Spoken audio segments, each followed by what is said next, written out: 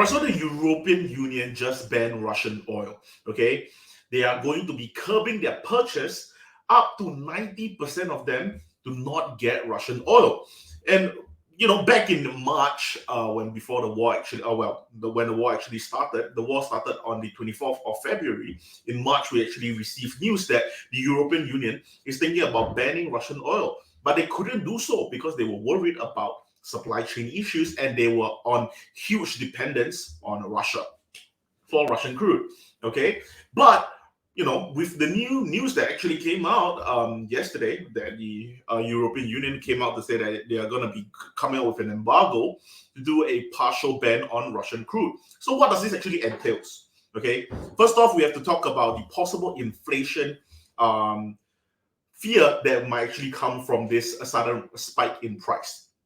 It's true that we actually have more supply of oil, and usually how commodities usually work. The higher the supply, usually the price actually goes down. But for this, is actually a little bit different. Okay, there's a more supply of oil. Okay, but the demand for oil doesn't exactly go up either because no one wants to get Russian crude. Okay, the US don't want it, the EU don't want it.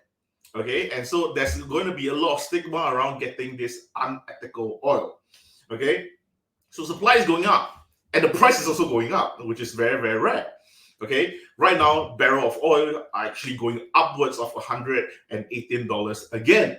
Okay, we are expecting prices of oil to actually go up even to $120. This will most likely be reflected on the next CPI reading, most likely be in June, reflecting for most likely in July, reflecting for June, because today is the last day of May. Effectively, this wouldn't really be that big of an issue for oil prices. That's going to be reflected on the 10th of June, which is the CPI that we'll be getting for May. Okay, so that's the first inflation fear that we actually do have for what Russian crude actually do work out to be. Okay, the second thing that we have to talk about is that with so much extra oil that the European Union was supposed to be buying from Russia, okay, what are they going to be doing with the rest of the oil? Okay, because right now we have two main buyers of Russian crude, okay, mainly China and also India. Okay, right now they're basically buying the dip on Russian crude. For the past 2 to 3 weeks, you have been seeing China and India constantly buying more oil to actually stock up on the oil reserve for a possible, in the future, another hyperinflated economy or whatever were to be the case, a supply chain crunch, whatever it is, they just want to stock up their reserve. Okay, pretty smart. And I also have on multiple occasions actually spoke about how China could actually want to rebrand Russian crude by being Chinese crude. Okay, it's possible.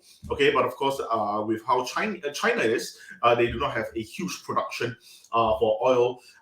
They do have the refineries for it, but they do not have a huge production line for it. So end of the day, it will still be considered as unethical oil. So I don't think that the reselling part of it would make the most sense. But I wouldn't rule out the possibility for China actually doing that. Okay, so what is Russia going to be doing? Because now Russia suddenly have so much oil. Of course, they would have to kind of depend on China and India to just be like, all right, you know what? You guys might want to stock up your reserve even more, or because let's look at it in a fair point. Okay, China is in recession right now. Okay, and especially if China continues with this zero COVID policy outlook approach for this whole entire COVID situation, okay, they're not getting out of lockdown. Okay, Shenzhen is not getting out of lockdown, Beijing is not getting out of lockdown. They're gonna go back in the lockdown every single time there's 20 cases, 100 cases, 200 cases, 1,000 cases. Okay, and that's going to constantly be capping their growth for their entire country. Okay, that's of course that's going to be a constant worry, because if you actually remember back in 2020, oil prices actually went all the way down to negative cost. The reason being, the whole entire economy is not moving. Okay, logistic is not moving, aka the delivery trucks, your freight ships, none of them are actually moving. The actual usage for those oil, the actual demand actually went so low that prices of oil basically became non-existent. Okay. Of course, right now, we're actually getting back into a hyper-inflated economy where there's a lot of supply crunch, and oil is again back to one of the most needed commodities, and especially with a lot of additional pressure coming from the Russia-Ukraine war. Okay, so of course, right now, what can Russia actually do with the rest of the oil? Okay, because honestly, I don't think China is going to be buying the dip again on those oil. Okay, well, not really buying the dip either because oil prices just went up. Okay, but there's a good chance that Putin would actually give a discounted price for their fellow Chinese and also their fellow Indians. Okay, so possibility because they have been also buying the dip constantly as well.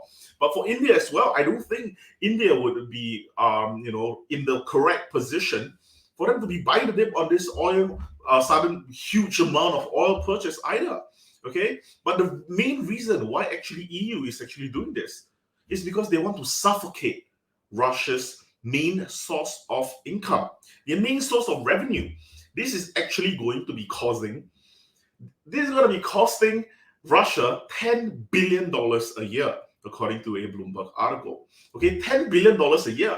And of course, the whole starting point of why actually EU wants to do this in the first place is to ensure that Russia runs out of fund and actually get out of the war. Okay, of course, that's the hope for everyone. We want this war to end. Okay, so of course, that's what EU is trying to do. And I'm not sure if this is going to be affecting Putin as much. Of course, it's going to be affecting in terms of their war chest and such. I do think that that's going to be a constant worry for Putin every single time he just look at his reserve, be it his oil reserve or his gold reserve. It's definitely going to be a concern, especially when he need to constantly fund his soldiers to continue fighting the battle that he actually started back on the 24th of February. So I do think that this is going to be causing Russia a lot more pain than it will be causing the EU. But at the same time, you have to also understand there's going to be a very, very huge gap of supply for EU. Because right now, they are just going to be curbing 90% of their purchase from Russia. Okay? And that means that the leftover ethical oil is suddenly going to spike up in price because EU have to purchase the other 90% from somewhere else. So effectively, we have to kind of, divide oil as a commodity into ethical oil and unethical oil.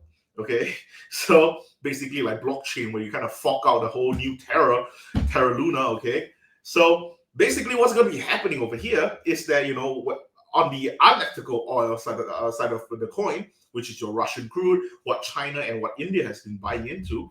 Okay, for that side of the coin, chances are oil prices would most likely be dropping. Okay, but it doesn't really matter because countries who want to actually participate in buying into those oil, okay, will only have two things coming up for them. It's either they're so desperate where they actually need those oil to continue with whatever process that they need in the country in order for them to save the country. Okay, or secondly, they will have to kind of handle the stigma that they're going to be getting from a lot of other countries for actually using using unethical oil. Okay, and for the ethical oil, it's not the point. Okay, that coin is going to be completely destroyed because you are going to see barrel of WTI, the Brent crude, go up to $120, $130 and more because that's basically pricing ethical oil. Okay, you're going to be looking at it suddenly go up in price, especially due to the fact that supply is going to be definitely going down because EU decided to be like, you know what, we're not going to be using 90% of unethical oil. We're going to go look into the ethical oil side of the coin. And if however much barrels that the EU actually uses per year, they're going to be starting to depend on ethical oil. Then, of course, you're going to start to see a sudden rise in price for oil again. Okay, and of course, like I said before, my first point with inflation.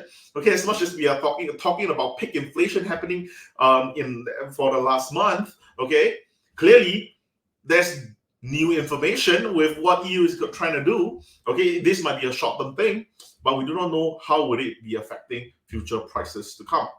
Okay, so of course I'm just making this video because I thought that this was kind of important. I actually covered it on my news, and I thought that there's a chance that people might not have seen it. So I thought I should just make this video to kind of just re-emphasize and just focus on this topic a little bit. But anyway, thank you guys so much for watching, and I'll see you guys next time.